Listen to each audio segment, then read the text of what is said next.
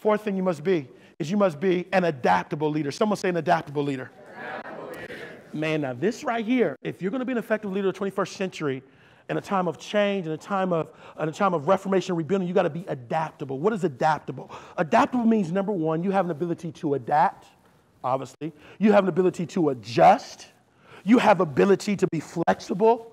And you have an ability as a leader to change up your leadership styles in order to reach certain types of people in a diverse community. I'll say that again. An adaptable leader can go into Africa from LA and adapt to reach that group of people.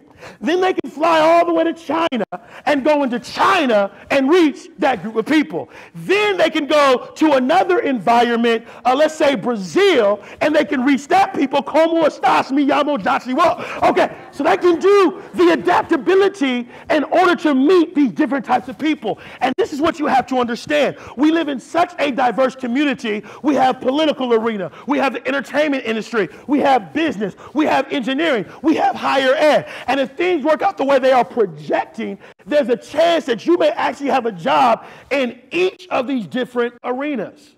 And the language and the way in which you carry yourself and do things may be different in different arenas. In entertainment, you may be able to come to work in, a polo shirt and some jeans, but if you're in corporate America, they may want a suit and tie and all the things going on. Are you still here? Yeah. So I have to be able to adapt my skill set, my leadership styles, in order to effectively reach the people I need to reach. You got to be adaptable. So you got to be adaptable. Why is adaptability important? Adaptability is important because we already know that culture changes. We know that society is changing. We know that organizations change. We know that things evolve and things change. And as we get to and later into the 21st century, things are going to change. Which means if we're wise, there are certain methods or things that we can do now that may not work in the future. And if we are not adaptable to this change, then we may not reach our fullest potential. I'm going to give you an example. It's going to speak to you right now. Did you know that in 2002 there was no Facebook, Instagram, or Twitter? It was non-existent. Just 12 years ago. In the 20th century, there was no Twitter. There was no Facebook. There was no Instagram. There was no group chat. There was no Vine. There was no YouTube. There was no LinkedIn. It was not even existent. But yet, in the 21st century, if you're going to be an effective leader, if you're going to be an effective organization, you are forced to adapt to a social media, technology-centered culture and generation. And if you don't adapt, you may miss out on your effectiveness and your relevance. So which means if I've been my whole life doing something a certain way, and since technology has flew out the roof and social media has flew out the roof, if I don't learn social media, if I don't learn technology, if I don't implement it into my leadership style, then I may just miss out on opportunities. So my inability to adapt to the culture and society can cause me to miss out on future opportunities. There's an article in the Huffington Post, and they said, and I quote, they said 1,400 women in the workplace stated that adaptability and flexibility were the most needed skills. 1,400 women, adaptability, flexibility. Why? Because our dynamics are changing. Tell people in diversity, 85% of the new workforce is women, minorities, or immigrants. The greatest 85% of personalities lead to arguments in the workplace. And we don't even talk about personalities when it comes to diversity. Are y'all still here?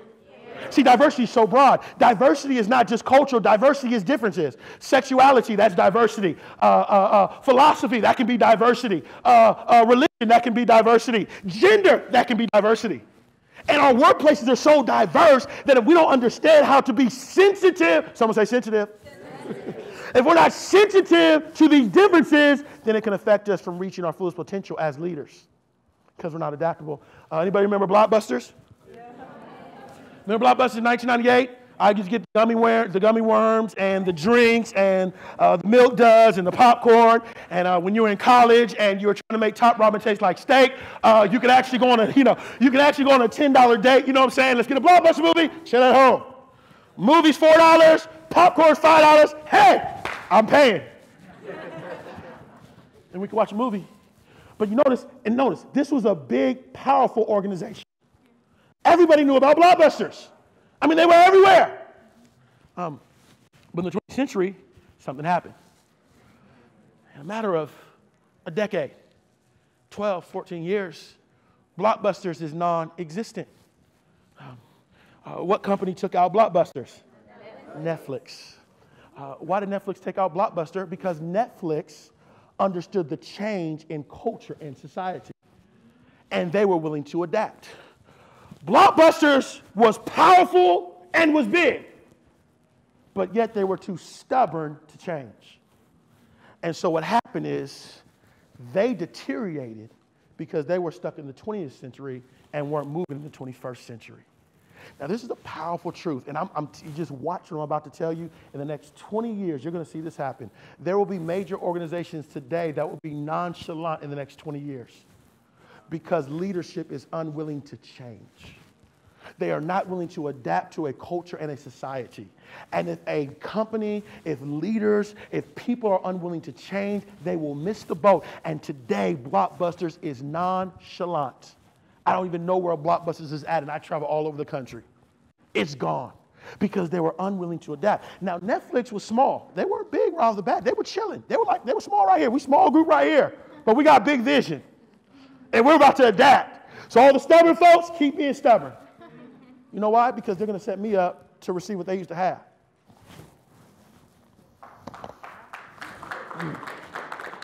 Here it goes. I get inspired when I speak. Anybody heard? I get a premonition. So here it comes. We're in a shift. Someone say a shift. And there's a shift that's going on. There's a shift of leadership. There's a shift of organizations. There's a shift of doing things. There's a major shift going on in this nation if you do not know it or not. And those who are going to successfully make the shift are going to be those who are able to adapt. I even have to evaluate myself and make sure I'm adapting. My fiance tells me I'm behind schedule. She tells me, no, she says I'm behind schedule. You're not up to date with technology. Your technology's out of whack. She said, Joshua, why are you selling a paper book when you have a generation that downloads books electronically? She says, why do you sell a CD when people are going on iTunes to download music? You're wasting your time. I said, you got that right. I got to change some stuff. And I got to adapt to what's going on. But as leaders, we have to be willing to adapt. Oh, here we go. But it's hard for us to adapt when we're so used to doing something that's worked for every year after year after year. That's when it gets tough. It's tough to adapt when the change takes us into a place of uncertainty. That's when it gets challenging. When the change requires you to do something you've never done before. We're here now. I'm at a point. And it's got me here. But change has come.